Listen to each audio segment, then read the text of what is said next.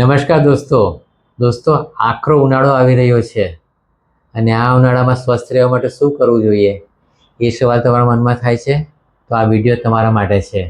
નમસ્કાર દોસ્તો, હું સ્વાસ્થ્ય આયુર્વેદ ક્લિનિકથી વૈદ્ય જાગૃત પટેલ એમડી આયુર્વેદ એક આયુર્વેદ ચિકિત્સક છું અને લોકો આયુર્વેદને અનુસરે અને આયુર્વેદના માધ્યમથી સ્વસ્થ સમાજનું નિર્માણ થાય એ મારું ધ્યેય છે. તો દોસ્તો, આકરો ઉનાળો આવી રહ્યો છે. અત્યારે માર્ચ મહિનામાં આટલી ગરમી છે તો વિચારો આગળ એપ્રિલ અને મે મહિનો કેવો જશે. તો એના માટે આપણે તૈયારી કરવી જ રહી. અને આ ઉનાળાની ગરમી માટે આપણે બીજા કોઈને દોષ આપી ન શકીએ, કારણ કે આપણા જ કરેલા કર્મ છે અને આપણે જ ભોગવવાના રહેશે. તો આ ઉનાળામાં સ્વસ્થ રહેવા માટે બીજા કોઈને દોષ આપવા કરતાં આપણે કઈ રીતે પર્યાવરણ નુકસાન આપ્યા વગર, પર્યાવરણને નુકસાન કર્યા વગર કુદરતી રીતે આપણે સ્વસ્થ રહી શકીએ, શરીરમાં વાયુ પિત્ત અને કફને બેલેન્સ રાખીએ અને પોતાનું આરોગ્ય જાળવી શકીએ, એ માટે આજે હું તમને માહિતગાર કરવા માંગુ છું. મિત્રો, ઉનાળાની ઋતુ આવે છે, મતલબ કે આયુર્વેદના દ્રષ્ટિકોણથી જોવા મળે તો આદાન કાળ ચાલુ થઈ ગયો છે. આદાન કાળ મતલબ સૂર્યની ગરમીથી બધાનું સત્વ શોષી લે છે, બધાની એનર્જી શોષી લે છે. જેમ જેમ ઉનાળો આવશે તેમ એ કામ વધતું જશે અને ઉનાળા પછી એ કામ થોડું ઘટતું જશે. એટલે અત્યારે આદાન કાળ છે. આદાન કાળમાં સૂર્ય ગરમીથી વ્યક્તિના શરીરમાંથી પૃથ્વીમાંથી બધું સત્વ શોષી લે છે. તો આવું જ્યારે થતું હોય છે ત્યારે આપણે આપણા શરીરમાં એ સત્વ, એ એનર્જી જાળવી રાખવી જરૂરી છે. એ સત્વ એનર્જી જાળવી રાખશો તો જ તમે ઉનાળાની ઋતુમાં સ્વસ્થ રહી શકશો. તો એના માટે શું કરશું? ઉનાળાની ઋતુમાં પસીનો વધારે થાય છે, શરીરમાંથી પ્રવાહી સત્વ શોષાઈ જાય છે. બીજું, સૂર્યની ગરમીમાં એનર્જી ડાઉન થાય છે, તમારા શરીરમાં ગ્લુકોઝનું પ્રમાણ ઘટી જાય છે. સાદી ભાષામાં કહું તો એની આપૂર્તિ માટે તમારે ગ્લુકોઝ લેવાનું છે, એટલે ગ્લુકોઝવાળું પાણી પી શકો. અથવા તો સાકરનું પાણી પીવો, વરિયાળીનું શરબત પીવો. વરિયાળીના શરબતમાં આપણે વરિયાળી પણ નાખીએ છીએ, સાકર પણ નાખીએ છીએ અને લીંબુ પણ નાખીએ છીએ, અને સામે પાણી વધારે હોય છે. તો આ વસ્તુ તમારા શરીરમાં પ્રવાહી તત્વોનું પણ પ્રમાણ જાળવી રાખશે અને સાથે સાથે તમને એનર્જી પણ આપશે. સાકરના પાણીની સાથે જ એવું બીજું પાણી આવે છે, શેરડીનો રસ. શેરડીનો રસ પીશો તો તમારા શરીરમાં એનર્જી જળવાઈ રહેશે. પણ હા મિત્રો, શેરડીનો રસ પીવામાં થોડી સાવધાની રાખવાની છે. બહાર ગરમી વધારે છે, બહાર ગરમ વાતાવરણ છે, એટલે ઘણી વાર મેં જોયું છે કે લોકો ઠંડો બરફવાળો શેરડીનો રસ પીએ છે. તો ઠંડો બરફવાળો શેરડીનો રસ તમારા આરોગ્ય માટે નુકસાનકારક છે. નો ડાઉટ મેં તમને કીધું શેરડીનો રસ પીવો સારું છે, પણ ઠંડો બરફવાળો શેરડીનો રસ નુકસાન કરે છે. કારણ કે બહાર 35 ડિગ્રી, 37 ડિગ્રી, 40 ડિગ્રી તાપમાન છે અને સામે ઠંડો બરફવાળો શેરડીનો રસ પીવો છે જે કદાચ 16 ડિગ્રી કે 15 ડિગ્રી કે 10 ડિગ્રી ટેમ્પરેચર ધરાવતો હશે. તો 40થી 10 ડિગ્રી, 30 ડિગ્રીનો જે ડિફરન્સ છે એ તમને હેરાન કરશે. અચાનક માથું દુખવા લાગે, ક્યારેક ઉલટી થઈને બધું બહાર નીકળી જાય, અથવા તો પેટમાં કંઈ તકલીફ થાય. એટલે આવું તરત ટેમ્પરેચરમાં આટલો બધો ડિફરન્સ યોગ્ય નથી. એટલે બરફવાળો શેરડીનો રસ નહીં પીવાનો. ઘણી વખત બરફવાળો શેરડીનો રસ પીવાનો લાલચમાં પેલો વ્યક્તિ તમને જૂનો, એટલે મતલબ કે થોડો વાસી બરફનો રસ આપી દે, કારણ કે બરફ નાખેલું હોય એટલે કે રસ બગડતો નથી, એટલે તમને જે રસ કાળો પડી ગયો હોય, થોડો જૂનો વાસી હોય તેવો રસ પણ પીવડાવી દે.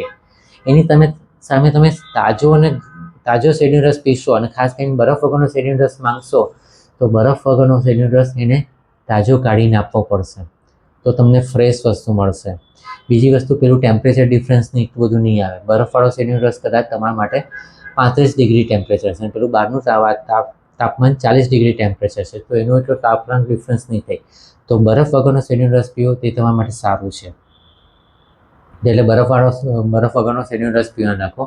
એ ઉપરાંત તમે રૂમ ટેમ્પરેચરવાળો કોકો પણ પી શકો. કોકો થોડો કડવો લાગશે, શરીરમાં પિત્તને બેલેન્સ કરશે અને મીઠું હશે એટલે શરીરમાં વાયુને, કફને પણ સાચવી રાખશે અને એનર્જી જાળવી રાખશે. એ ઉપરાંત તમે ઉનાળામાં સ્વસ્થ રહેવા માટે મીઠી વસ્તુનો ઉપયોગ રાખો. આયુર્વેદમાં શ્રીખંડ ખાવાનું કીધું છે. દહીંમાં ખાંડ નાખીને બનાવેલું શ્રીખંડ તમે ખાઈ શકો, અથવા માર્કેટમાં જે શ્રીખંડ મળે છે એ શ્રીખંડનો પણ ઉપયોગ કરી શકો, પણ વિવેકપૂર્વક ઉપયોગ કરશો, કારણ કે એ માર્કેટનો શ્રીખંડ છે એકદમ ઠંડો હોય છે. એ જ ટેમ્પરેચર ડિફરન્સનો વાંધો આવશે, એટલે ટેમ્પરેચર ડિફરન્સ ન થાય એવી રીતે શ્રીખંડનો ઉપયોગ કરી શકો. એવી રીતે મીઠી વસ્તુ બીજી પણ ખાઈ શકો, કારણ કે મીઠી વસ્તુ તમારા શરીરમાં એનર્જી પણ આપશે અને સાથે પ્રવાહી વસ્તુની આપૂર્તિ રાખજો. તો આ રીતે તમે પ્રયોગ કરી શકો. ખાસ વસ્તુ ધ્યાન એ રાખવાની છે કે ઉનાળાની ઋતુમાં ખાટી તીખી વસ્તુ નથી ખાવાની, વધારે પડતી તીખી વસ્તુ ખાશો નહીં, કારણ કે તીખી વસ્તુ શરીરમાં પિત્ત વધારશે, ખાટી વસ્તુ શરીરમાં પિત્ત વધારશે અને ઉનાળાની ગરમીમાં પિત્ત વધશે તો એ તકલીફ વધારશે. પર્ટિક્યુલરલી જે લોકોની પિત્ત પ્રકૃતિ છે, પિત્ત પ્રકૃતિવાળી વ્યક્તિના શરીરમાં પિત્ત વધી ગયું છે તો પિત્તના પ્રોબ્લેમ ચાલુ થશે, ખાટી કડી ઉલટી થાય, માથું ચડી જાય. હા, ઘણી વખત ઉનાળામાં માણસો બહાર તડકે નીકળે છે, તડકામાં માથું ચડી જાય, એ પણ પિત્ત પ્રકૃતિવાળી વ્યક્તિના શરીરમાં.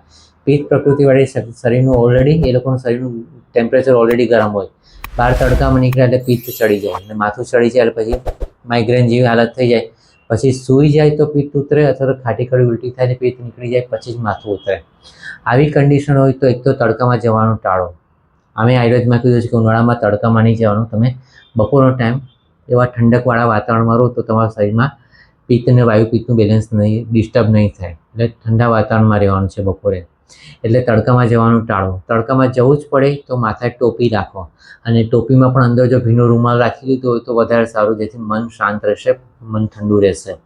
એ રીતે ઠંડક રહે એવો ઉપાય કરો. ઘરમાં ઠંડા વાતાવરણમાં રહેવું છે તો આયુર્વેદમાં કુદરતી રીતે એવું કીધું છે કે જ્યાં લીલોતરી વધારે હોય, મતલબ કે લીમડો છે, પીપળો છે, આંબો છે, વડ છે, એના છાંયડામાં બેસો કે ત્યાં તમને કુદરતી એસી જેવું વાતાવરણ મળશે. તો આયુર્વેદે સ્ટાન્ડર્ડ મેથડ બતાવી છે. હવે આપણે સિટીમાં રહીએ છીએ, બધા કોન્ક્રીટના જંગલ થઈ ગયા છે, ત્યાં કશે લીલોતરી મળવાની નથી. તો અહીંયા શું કરશો? નેચરલી છે, લોકો બધા એસી ચાલુ કરે છે, પણ એસી ચાલુ કરવામાં પણ તકલીફ એ થાય છે કે એ વસ્તુ લાંબા ગાળે નુકસાન કરે છે. એસીમાં જે ગેસ વપરાય છે એ ઓઝોનમાં ગાબડું પાડે છે, તો ફરીથી એ ઉપરથી એ જ સાયકલ ચાલુ કરશે કે ફરીથી ગરમી વધશે. ઉલટીનું તમે પાછું જે શરીર એસી ચાલુ કરીને ઘરમાં ઠંડક કરો છો, બહારે ગરમ હવા છોડે છે, તો બહારનું ટેમ્પરેચર વધારે છે.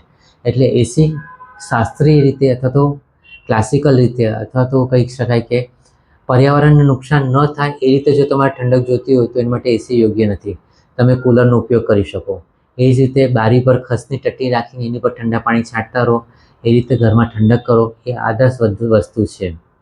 તો આ રીતે કુદરતી વાતાવરણમાં રહીને અથવા કુદરતી રીતે ઠંડકનો ઉપાય કરો અને તમે એ રીતે શરીરને સ્વસ્થ રાખવા પ્રયાસ કરશો તો એ સારું રહેશે. તમારું આરોગ્ય જળવાશે અને સાથે સાથે પર્યાવરણનું આરોગ્ય પણ જળવાશે.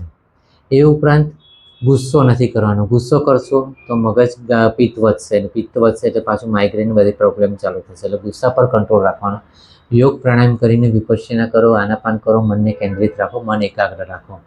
અને ખાસ કરીને ઉનાળાની ઋતુમાં આયુર્વેદ શાસ્ત્રમાં સ્પષ્ટપણે લખ્યું છે કે વર્ષમાં કોઈ પણ ઋતુમાં બપોરે સૂવાની ના છે, પણ ઉનાળાની ઋતુમાં જ્યારે બહાર ગરમી વધારે હોય, બહારનો તડકો સહન ન થતો હોય તો તમે ઘરે સૂઈ શકો. 1-2 કલાકની ઊંઘ લો તો વાંધો નથી.